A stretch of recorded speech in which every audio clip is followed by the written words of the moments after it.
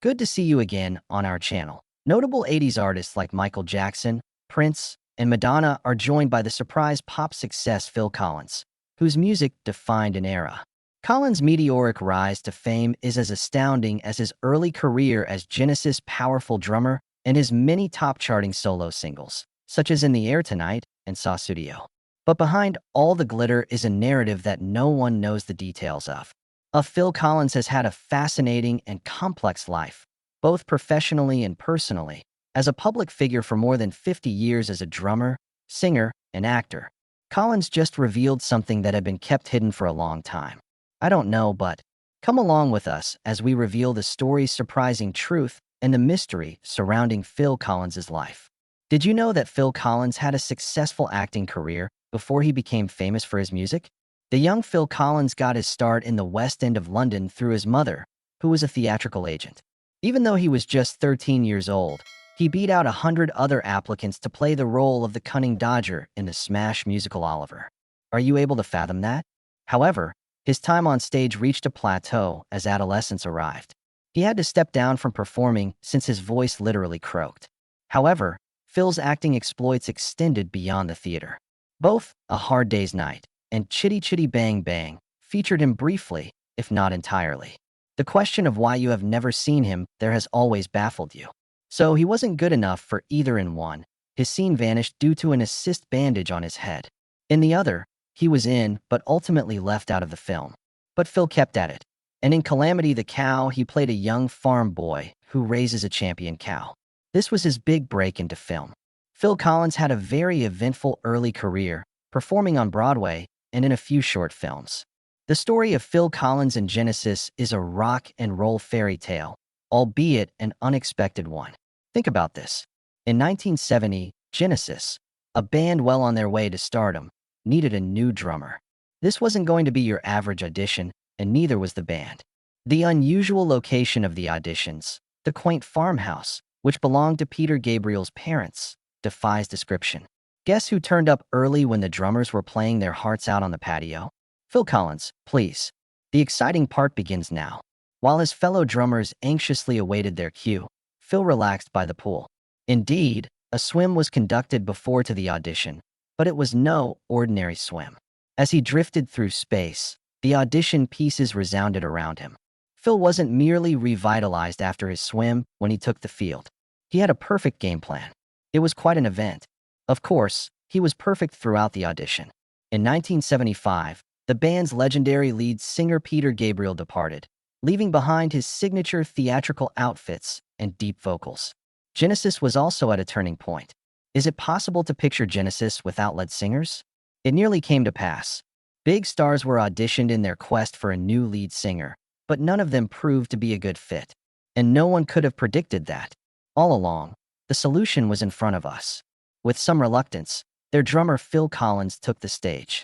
Although he may have been apprehensive first, the rest is history.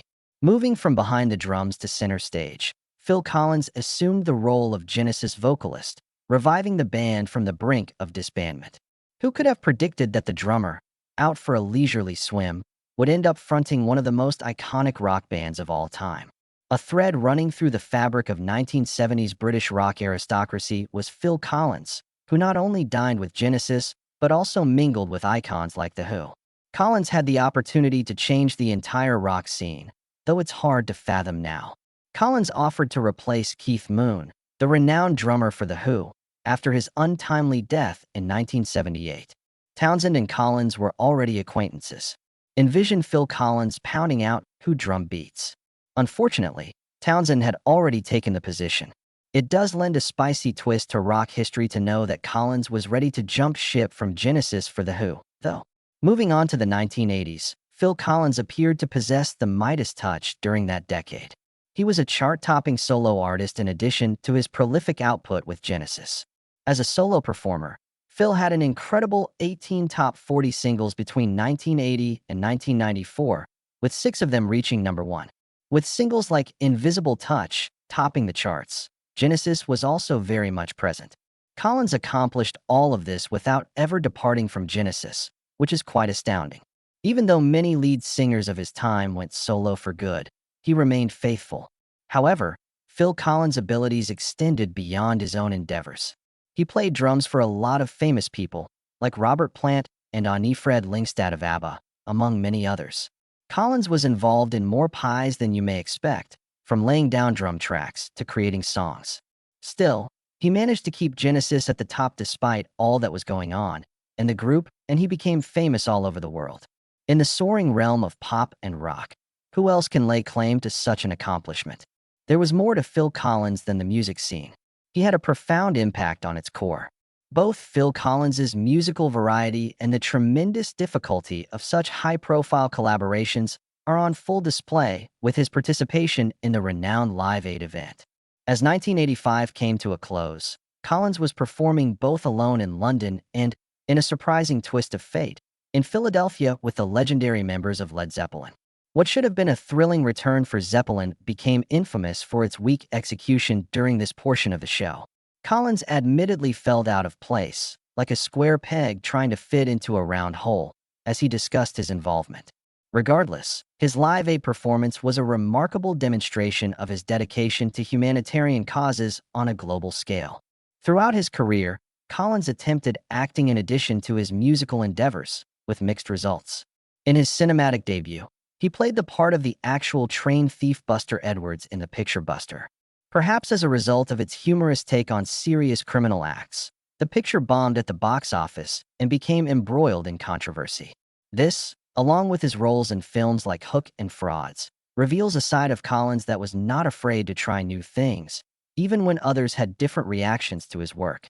Phil Collins's extraordinary method of pursuing a career in music is best exemplified by his 1993 album, Both Sides, on which he handled every aspect of the production and performance on his own. As he played every instrument and sang every part on this album, a genuine testament to his varied talents, Collins was free to express himself without any outside influences. Phil Collins' private life has been characterized by a string of turbulent marriages and divorces. After his 1980 divorce from actress Andrea Bertarelli, he briefly wed Jill Tavelman in the mid-1980s. The notorious fax disaster, in which Collins's request to set up visitation rights with his children was mistaken for a divorce decree, occurred during his marriage to Tavelman, causing a media frenzy on a global scale. Collins' third marriage to Arian Seavey was also fraught with difficulties. It ended in 2020 when Seavey shocked everyone by texting to announce her marriage to another man. Collins' love relationships reflect the upheaval in his personal life, which has been difficult despite his musical success. Collins' charitable work and heightened societal consciousness show that his influence goes far beyond his own personal hardships. His famous song, Another Day in Paradise, brings attention to social inequalities and human suffering. It was inspired by a moving experience with homeless people in Washington, D.C. Collins' love and support for underrepresented groups are demonstrated by his dedication to helping the homeless through his music and humanitarian work. The health struggles Collins has endured throughout his life have limited his performance capacity and prevented him from living life to the utmost. Collins' mobility and general health have been severely affected by a multitude of health problems, including hearing loss, severe spinal troubles, and complications associated to diabetes. Collins has carried on, sharing his musical gifts with people all across the globe, in spite of these obstacles. In 2022, as Genesis set out on their last tour, Collins thought back on his legendary career and how he had to change his performing style due to physical limits. Collins is thankful for the chance to perform with his bandmates for the last time, even if it was difficult for him. This was a bittersweet ending to an incredible chapter in music history, but he is grateful nonetheless. View this subsequent video without delay.